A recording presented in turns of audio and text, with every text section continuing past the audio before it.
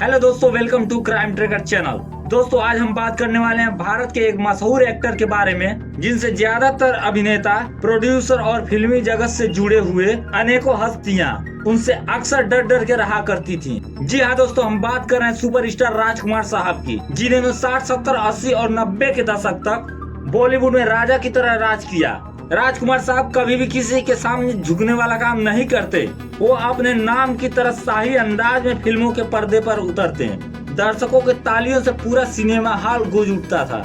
दोस्तों, आज हम बताते हैं राजकुमार साहब के जीवन के बारे में कुछ रोचक जानकारियाँ। राजकुमार साहब का जन्म बलूचिस्तान के लोराला इलाके में 8 अक्टूबर 1926 को हुआ था। हालांकि अब ये इलाका पाकिस्तान ऑपरेट करता है। दोस्तों, राजकुमार साहब का बचपन का नाम कुलभूषण पंडित था और उनके पिता का नाम जगदीश्वर नाथ पंडित और उनके माता का नाम धनराज रानी पंडित था।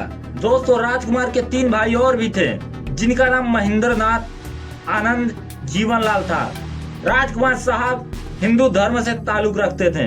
दोस्तों, सन 1947 में जब भारत पाक बंटवारा हुआ, राजकुमार साहब का पूरा परिवार बलूचिस्तान छोड़ हिंदुस्तान आ गया। राजकुमार साहब अपनी पढ़ाई पूरी कर मुंबई में ही माहिम पुलिस स्टेशन में इंस्पेक्टर के तौर पर नियुक्त हुए। दोस्तों, एक बार राजकुमार साहब अपने कांस्टेबल के साथ रात में गश्त पर निकले।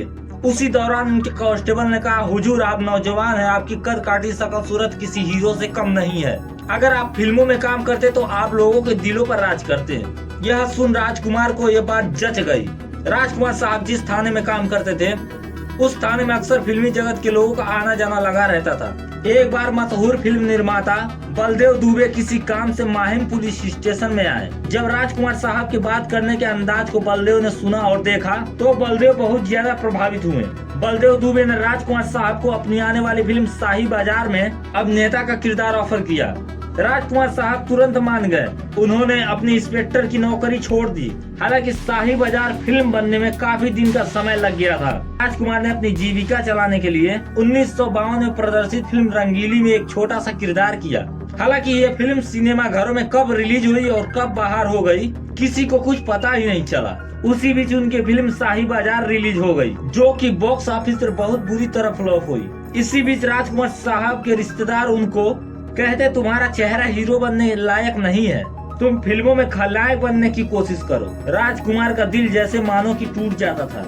आपने अक्सर देखा होगा, सबके रिश्तेदार एक जैसे ही होते हैं। थोड़ी सी मुसीबत आने पर सबसे पहले रिश्तेदार ही ताने मारना चालू करते हैं। दोस्तों, राजकुमार साहब 1952 से लेकर 1957 तक फिल्म इंडस्ट्री में अपनी जगह बनाने के लिए मेहनत करते रहे। रंगीली फिल्म के बाद उन्हें जो भी छोटा मोटा रोल मिलता, वो बड़ी शिद्दत से उस रोल को किया करते। राजकुमार साहब ने बहुत से फिल्मों में छोटे मोटे रोल किए, चाहे वो सहारा, अक्सर, अनमोल, घमंड और नीलमणि ही क्यों ना हो।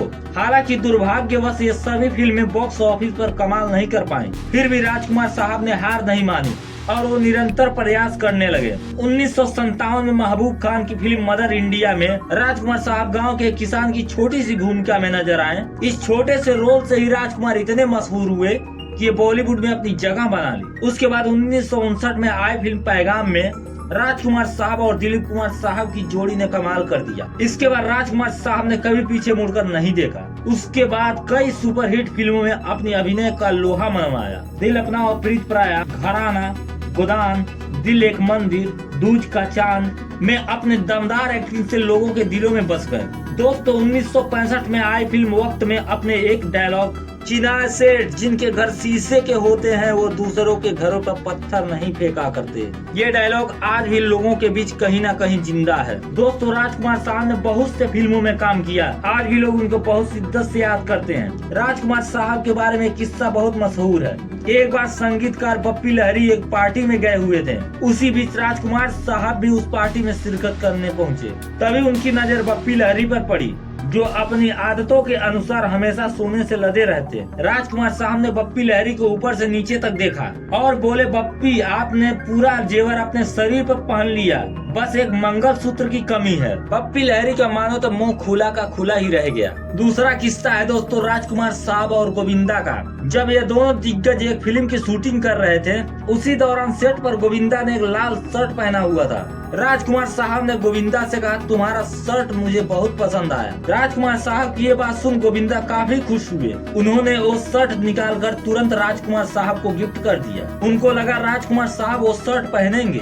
हालांकि 2 दिन बाद गोविंदा ने देखा राजकुमार साहब ने उस शर्ट को कटवा के रुमाल बना दिया और अपने जेब में रख लिया है। इससे गोविंदा को बहुत दुख हुआ, लेकिन वो कुछ कर भी नहीं सकते थे। इसी बीच एक और कहानी मशहूर हुई बॉलीवुड के गलियारों में। जब राजकुमार साहब को एक पार्टी में बुलाया गया था, उसी पार्टी में जीनत अमान भी आई थी। जीनत अमान उसी साल दम मारो दम गाने से धूम मचा चुकी थी बॉलीवुड में। तभी राजकुमार साहब और जीनत अमान का आमना सामना हुआ। जीनत अमान को लगा राजकुमार साहब उनकी तारीफ करेंगे, जैसे सब लोग करते हैं, लेकिन राजकुमार साहब ने जीनत अमान को कहा, तुम खूबसूरत हो, जवान हो, फिल्मों में क्यों नहीं ट्राई करती। जीनत अमान का मुख खुला का खुला रह गया। दोस्तों राजकुमार साहब कभी किसी अभिनेताओं को अपने बराबर का नहीं मानते, सिवाय दिलीप कुमार साहब को छोड़कर। दोस्तों राजकुमार के निजी जीवन की बात करें तो उन्होंने जेनिफर से शादी, जो एक एयरलाइंस कंपनी के लिए काम करती थी।